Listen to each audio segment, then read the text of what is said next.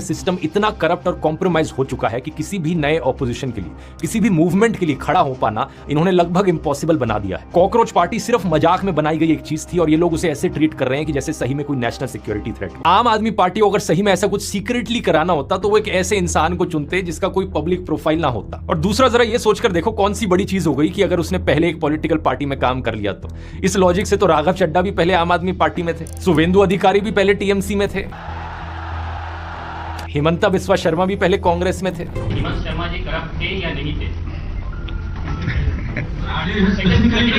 चलो भैया जी, मैं जवाब देना नहीं चाहता इसका, इस तरह से क्वेश्चन नहीं करते। तो क्या ये कहा जा सकता है कि बीजेपी में एक सीक्रेट कॉवर्ट ऑपरेशन चल रहा है इन सारी पार्टीज का? कोई भी सेंस है इस बात का? अब जब ये लॉजिक फेल हुआ तो इन्होंने डीप स्टेट कंस्पिरेसी चलानी शुरू करी। बीजेपी आईटी सेल के लोग क्लेम करने लगे कि पुणे पुलिस रिकॉर्ड्स में दीपके को आईएसआई पेड एसेट फ्लैग किया गया है।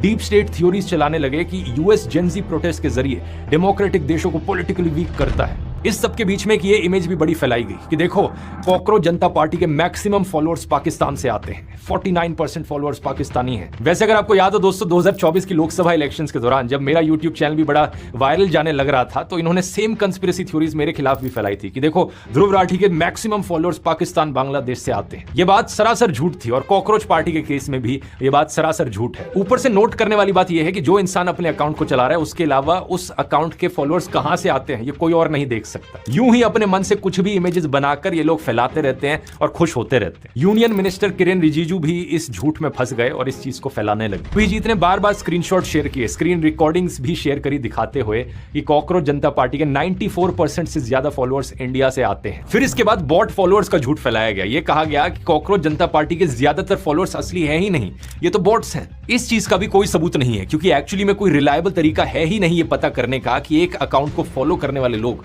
कहां से आते हैं और कितने बॉट्स हैं। कुछ थर्ड पार्टी वेबसाइट जरूर हैं जो फॉलोअर्स की एक सैंपल से एनालिसिस करती हैं, लेकिन वो इतनी रिलायबल नहीं है। और एक ऐसी ही वेबसाइट कॉकरोच जनता पार्टी के 8% बॉट फॉलोअर्स बताती है, लेकिन सेम वेबसाइट कहती है कि नरेंद्र मोदी के अकाउंट में 19% से ज्यादा फेक फॉलोअर्स हैं। सच बात यह है दोस्तों कि आज के दिन देश में सिस्टम इतना करप्ट और कॉम्प्रोमाइज हो चुका है कि किसी भी नए ऑपोजिशन के लिए, किसी भी मूवमेंट के लिए खड़ा हो पाना इन्होंने लगभग इम्पॉसिबल बना दिया है। कॉकरोच पार्टी सिर्फ मजाक में बनाई गई एक चीज थी और ये लोग उसे ऐसे ट्रीट कर रहे हैं कि जैसे सही में कोई नेशनल सिक्योरिटी थ्रेट हो। जो असली ऑपोजिशन पॉलिटिकल पार्टीज हैं उन्हें ढंग से फंक्शन नहीं करने दिया जाता।